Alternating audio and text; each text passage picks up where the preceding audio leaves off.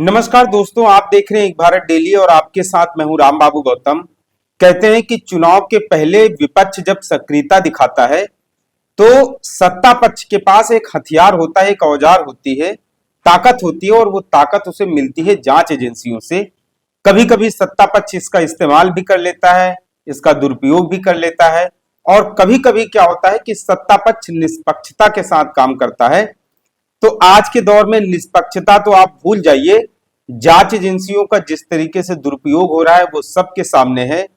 और बहुजन समाज पार्टी इन दिनों काफी ज्यादा सक्रिय है, राजनीतिक रूप से काफी ज्यादा सक्रिय है। बहन जी काफी ज्यादा आक्रामक हो गई हैं और 2027 में उत्तर प्रदेश में बसपा को फिर से स्थापित करने के लिए बहन जी बहुत ज्यादा उग्र रूप में आ चुकी हैं। कई बार बहुजन समाज पार्टी की बैठकें भी हो चुकी हैं।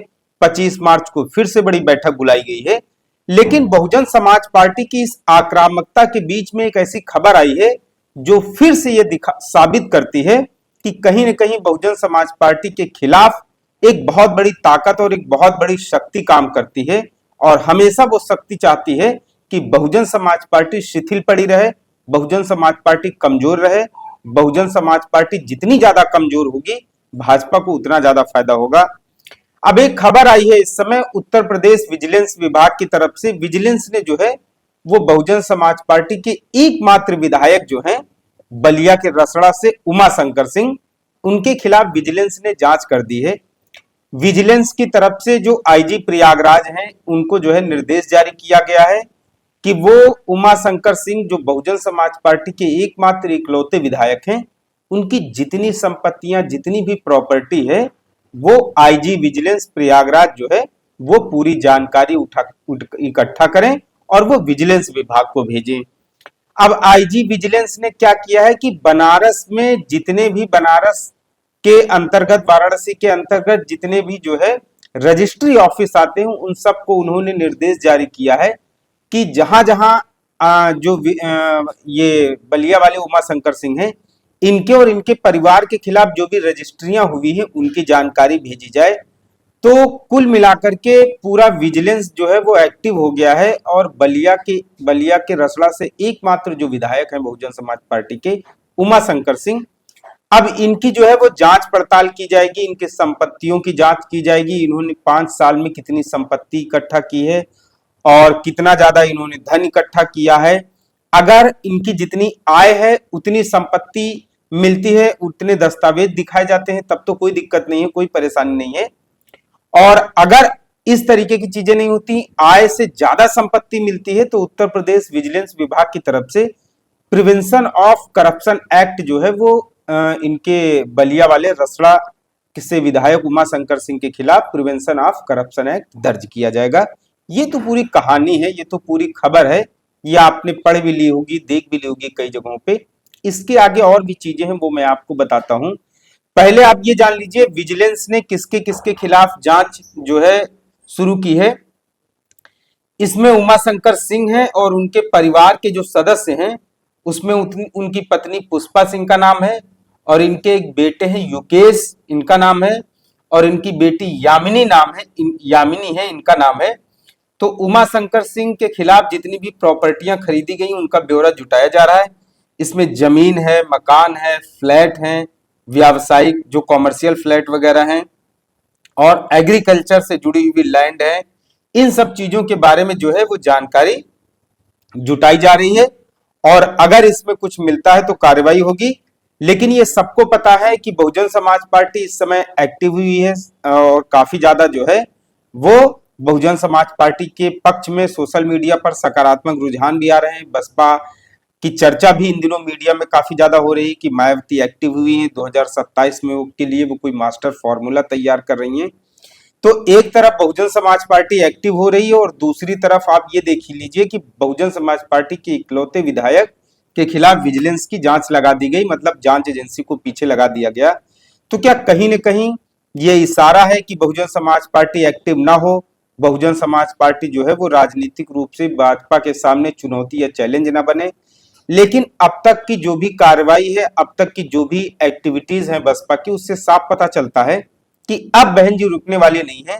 क्योंकि जिस तरीके से उन्होंने पार्टी के अंदर, परिवार के अंदर कार्रवाइयां की हैं बसपा को आगे बढ़ाने के लिए, जिस तरीके से वो इस समय एक्टिव नजर आ रही है, उससे नहीं लगता है कि बसपा अब शांत बैठने वाली है या बसपा जो है अब रुकने वाली है। बसपा का जो राजनीतिक रथ है वो आगे बढ़ चुका है, अब ये रुकेगा नहीं। तो फिलहाल उमाशंकर सिंह के खिलाफ जो जांच शुरू की गई है, ये सबको पता है कि जो जांच होती है विरोधियों के खिलाफ इस तरीके की, वो एक राजनीतिक द्वेष से प्रेरित होती है। हालांकि ये जांच एजेंसी की तरफ से जांच शुरू की गई है, अब हो सकता है कोई शिकायत मिली हो, कोई जो है उनके खिलाफ कुछ एजेंसियों के खिलाफ कुछ इनपुट हो एजेंसियों के पास, तो फिलहाल ये जांच के बाद पता चलेगा, दूध का दूध और पानी का पानी होगा।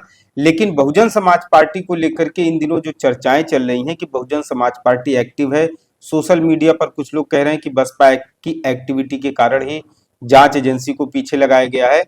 तो फिलहाल अभी बहुत सारी ऐसी चीजें हैं। उमाशंकर सिंह लगातार 3 बार से विधायक हैं बलिया के रसड़ा से। उमाशंकर सिंह दरअसल पेशे से ठेकेदार हैं, कॉन्ट्रैक्टर हैं और बलिया के रसड़ा से 3 बार विधायक रह चुके हैं। पहली बार 2012 के विधानसभा चुनाव में इन्होंने जीता था। 2017 के विधानसभा चुनाव में उमाशंकर सिंह फिर से जीत करके आए। 2022 के विधानसभा चुनाव में इन्होंने समाजवादी पार्टी के सनातन पांडे को बहुत कड़ी टक्कर दी थी और बढ़िया अच्छे खासे वोट से जीत करके आए। 2022 में बसपा की ये एकमात्र इकलौते विधायक हुए जिन्होंने जीतने में सफलता हासिल की। तो ये तो बलिया के रसड़ा वाले विधायक जो उमाशंकर सिंह है, ये उनका पूरा इतिहास है। लेकिन जांच एजेंसियों का किस तरीके से इस्तेमाल होता है, बहुजन समाज पार्टी की जो रफ्तार रोकने के लिए किस तरीके से जांच एजेंसियों का इस्तेमाल होता है, चाहे वो भाजपा हो चाहे वो कांग्रेस हो, जांच एजेंसियों का बसपा ने हमेशा आरोप लगाया कि उसके खिलाफ जांच एजेंसियों का गलत इस्तेमाल किया गया है।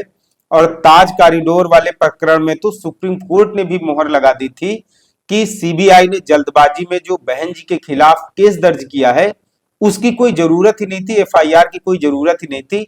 सुप्रीम कोर्ट जैसी शीर्ष जो अदालत ने भी सीबीआई को फटकार लगाई थी। उसके बाद बहन जी ने प्रेस कॉन्फ्रेंस करके धन्यवाद भी ज्ञापित किया था सुप्रीम कोर्ट का। एक इंटरव्यू में बहन जी के बहुत करीबी रहे एक शख्स ने बताया था कि जब ताज कॉरिडोर वाला प्रकरण चल रहा था तो उन्होंने बहन जी से पूछा, बहन जी ये ताज कॉरिडोर वाला क्या मामला है? तो बहन जी ने कहा कि उन्हें खुद नहीं पता है कि ये ताज कॉरिडोर का घोटाला जो मीडिया चला रही है ये क्या है।